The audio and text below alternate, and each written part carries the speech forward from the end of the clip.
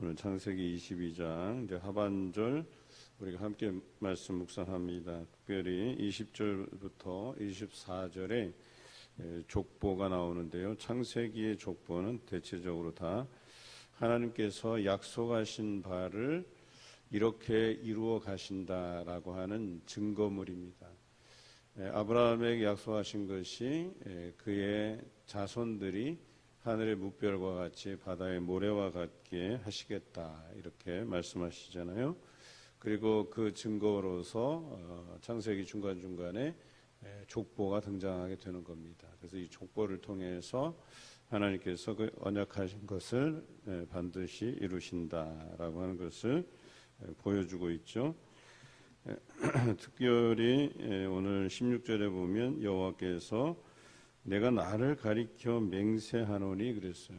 보통 맹세는 맹세하는 주체보다 더 큰 존재의 이름을 빌어서 맹세를 하는 것이 보통인데 하나님보다 더 큰 분이 없으시기 때문에 하나님께서는 자신을 가리켜 맹세하셨다 그렇게 되어 있습니다. 하나님께서 자신을 걸고 맹세하셨다는 이야기는 하나님께서 반드시 이루신다, 약속하신 것을 이루신다라고 하는 것을 의미하죠. 특별히 맹세하신 이유가 이렇습니다. 내 아들 내 독자도 아끼지 아니하였은즉이라고 되어 있어요. 그러니까 앞서서 우리가 사건을 통해서 아브라함이 이삭을 번제물로 드리려고 하는 이 부분이 굉장히 중요합니다. 그러니까 이것은 하나님께서 분명히 그 내시로 인하여서 바다의 모래와 같이 하늘의 뭇별과 같이 그렇게 많게 하신다고 했는데 기적의 아들 이삭을 번제물로 드리라고 하는 이것은 하나님의 언약과 어떻게 보면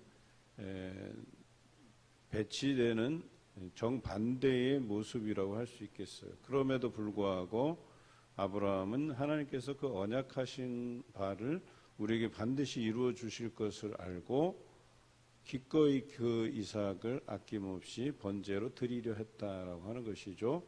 그리고 하나님께서는 그것을 보고 자기가 아브라함에게 약속하신 바를 반드시 이루어 줄 것임을 다시 한번 맹세로서 우리에게 말씀하신다라고 하는 것이죠.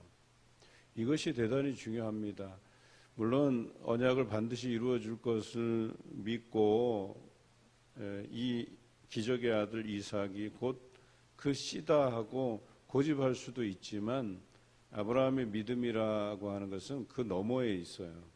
이 아들 이삭이 아니더라도 하나님께서는 다른 씨를 통해서도 역사하실 수 있다는 하나님의 그 능력을 믿은 것이죠. 그럴 때에 결과적이지만 그 이삭을 통해서 하나님께서 그 씨를 주셨다라고 하는 것입니다.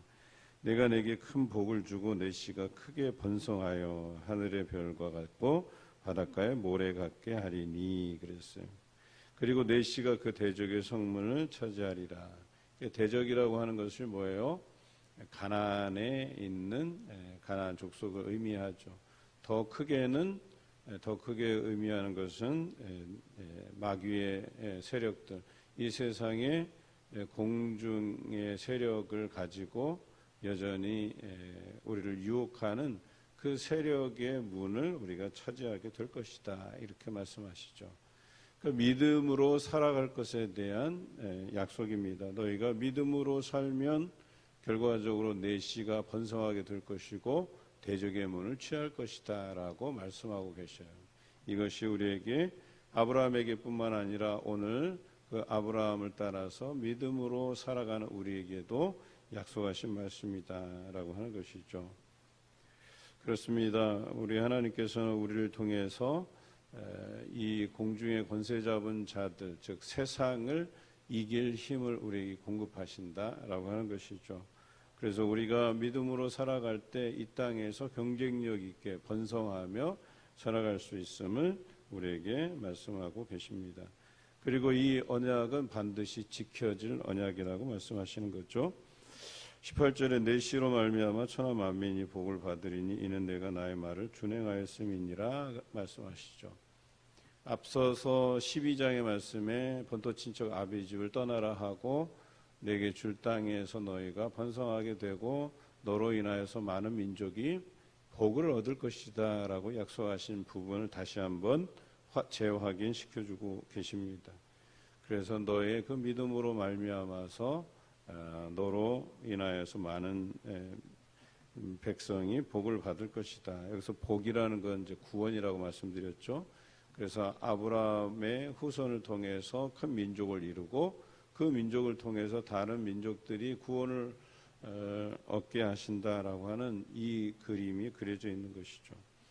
전에 말씀드렸듯이 모세오경은 모세가 가나안 땅에 들어가기 전 모압 땅에서 지은 책이라고 말씀드렸잖아요. 그래서 이 쓴 책을 통해서 이 가나안 땅 이 대적의 문을 너희가 취하게 될 것이다 라고 하는 이 언약을 다시 한번 상기하고 또 그 언약을 믿음으로 받고 이제 가나안 땅을 향해서 진격해 들어가는 거죠.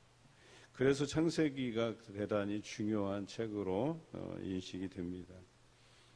우리 하나님께서는 그 약속하신 것을 이루어 주시는데 큰 민족을 이루었잖아요. 그래서 야곱의 12아들들 그 12지파를 이루고 그 지파들이 이제 가나안을 향해서 진격해 들어가는 거예요.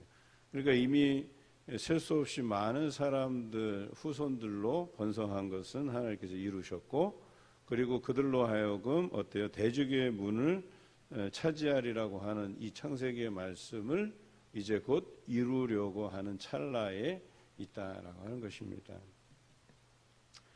이에 아브라함이 그의 종들에게 돌아가서 함께 떠나 브엘세바에 이르러 거기 거주하였더라. 나그네로서 어떤 그 거류민들 그곳에서 거주하고 있는 사람들과 함께 거주한다는 문제는 쉬운 문제가 아니에요. 거기에서 원래 거주하던 사람들이 그들을 받아들이지 않으면 어떤 피를 흘리는 전투가 필요하고 아주 까다로운 절차들이 남아 있음에도 불구하고 하나님께서 아브라함을 그 본토 친척 아비집을 떠나서 거주하게 하는 모든 땅에서 하나님께서 평안케 하셨다라고 하는 것이죠. 이것이 대단히 중요해요. 여러분 지금 같으면 다른 나라 영토 침범하고 우리가 여기 살겠다 하면 어떤 일이 벌어져요? 러시아, 우크라이나 같은 그런 전쟁이 나는 거예요. 그럼에도 불구하고 아브라함이 가는 곳곳마다 하나님께서 지키시고 그들을 돌보셨다라고 하는 것이 대단히 중요합니다. 왜냐하면 그것도 아브라함의 후손들이 큰 민족을 이루게 하겠다고 하는 하나님의 약속의 일부이기 때문에 그것을 하나님께서는 계속해서 지켜가고 계신다라고 하는 것이죠. 그 이후에 20절부터 24절까지 족보가 등장해요. 그러니까 이제는 아브라함의 후손인 이삭의 문제가 이제 해결돼야 되잖아요. 이삭을 통해서 또 다른 씨가 나게 하려면 이제 아내를 새롭게 얻어야 되고 또 거기에서 이제 자녀들을 낳아야 되는데 바로 리브가의 등장을 알리는 말씀이에요. 그러니까 하나님의 언약이 이루어지는 과정이에요. 아주 섬세한 과정이에요. 그래서 그냥 리브가가 누구의 소생 리브가 이렇게 표현해도 될 것을 아주 자세하게 설명하고 있어요.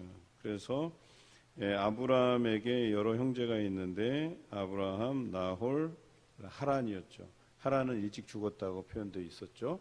이제 남은 것은 이제 나홀이에요. 이 나홀을 통해서 낳은 자녀들이 등장해요. 8자녀가 등장하는데 맨 마지막에 부두엘이라고 되어 있잖아요. 그렇죠?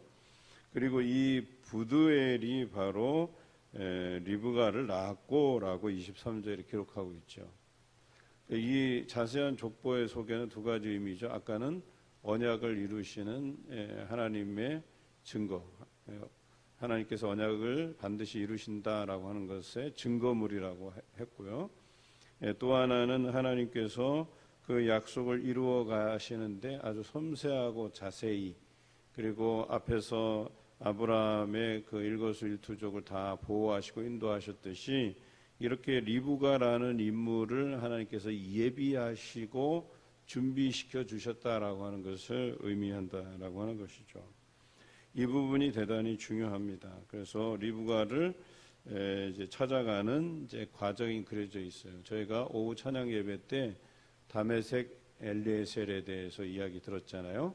그래서 아브라함의 종인데 이삭의 아내를 찾아서 떠나는데 그냥 전적으로 그에게 모든 기준을 맡겨버려요. 그만큼 대단한 종이었었어요. 그리고 다메섹 엘리에셀이 기도함으로 인해서 리브가를 순적하게 만나게 되고 이제 이삭의 아내로서 이제 맞아들이는 일이 23장, 24장 연속해서 등장하게 되는 겁니다. 이토록 하나님께서 그냥 우리가 생각하기에는 족보잖아요. 그냥 족보만 쭉 해놓고 이런 사람이 등장했다. 간략하게 요약할 수도 있는데 그런 과정을 거치지 않고 훨씬 더 자세히 그래서 이삭의 아내가 될 만한 사람이 이러한 족보를 통해서 등장하고 그 다음에 뒤에는 또 다시 이제 그 리브가라는 인물을 찾아가는 과정에 대해서 아주 섬세하게 기록하고 있어요. 이게 다 뭐냐면 아브라함 이후에 그들이 12지파를 이루어서 약속의 땅 가나안에 들어가기 직전까지의 그 역사가 하나님의 그 섬세한 언약을 이루어 가는 과정으로 이루어진 것이지 그냥 역사에서 우연히 일어나고 할 수 없어서 일어나고 이런 과정이 아니라는 거예요. 필수적으로 하나님께서 다 예비하시고 거쳐가는 과정으로서 설명하고 있다는 거죠. 그렇다면 애굽으로 내려가서 고센 땅에서 거주하고 400년간을 애굽에 종살이를 했던 것도 다 하나님의 그 계획 안에 있었던 것이다라고 하는 것이죠. 그래서 그들이 애굽으로 건너가서 그 고센에서 살면서 과연 왜 그곳에 거주하게 하셨을까? 종살이를 하면서까지. 그것은 하나님께서 가나안에 그들이 정착해서 제국의 모습이 아닌 하나님의 나라, 제사장 나라의 모형으로 그들을 살게 하시려고 하는 의도가 애굽의 400년 종살이에 포함되어 있어요. 그들은 제국의 허점을 보게 하신 거예요. 제국이 좋은 것 같지만 하나님께서 이루실 나라는 이런 누군가의 일생을 불행하게 하고 힘들게 하는 제국의 모습이 아니고 그래서 앞으로 너희가 살아갈 모습은 하나님의 통치 아래에서 하나님께서 주신 5가지 제사 그리고 성막 그 다음에 제사장 이 제사장 나라의 기틀을 통해서 너희가 하나님의 말씀을 가지고 살아갈 것이다 라고 하는 이 약속을 이루어가는 그 첫 시작이 창세기라는 거예요. 이 창세기를 통해서 그들이 가나안 땅에 정착하기까지의 그 과정을 섬세하게 그려내서 그 모든 역사가 하나님의 구속사적 역사 안에 있다는 거예요. 하나님께서 이 이스라엘을 자기 백성으로 삼으시고 제사장 나라를 세워서 그 제사장 나라를 통해서 많은 다른 이방 민족들이 어때요? 하나님의 존재를 알고 하나님을 믿게 하시려는 열방을 향한 구원의 계획이 여기 포함되어 있다는 거죠. 이것이 나중에 구체화된 게 다윗이 하나님을 위해서 성전을 지으려는 결심을 하고 그의 아들 솔로몬이 성전을 짓게 되잖아요. 그리고 성전의 중요한 것은 이방인의 뜰의 목적이에요.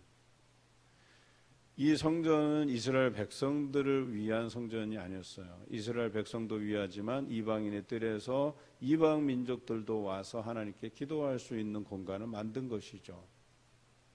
그래서 이방인들도 하나님의 존재를 알고 하나님을 통해서 구원 얻게 하시려는 그 모형이 바로 이 다윗 성전이죠. 솔로몬의 성전이죠.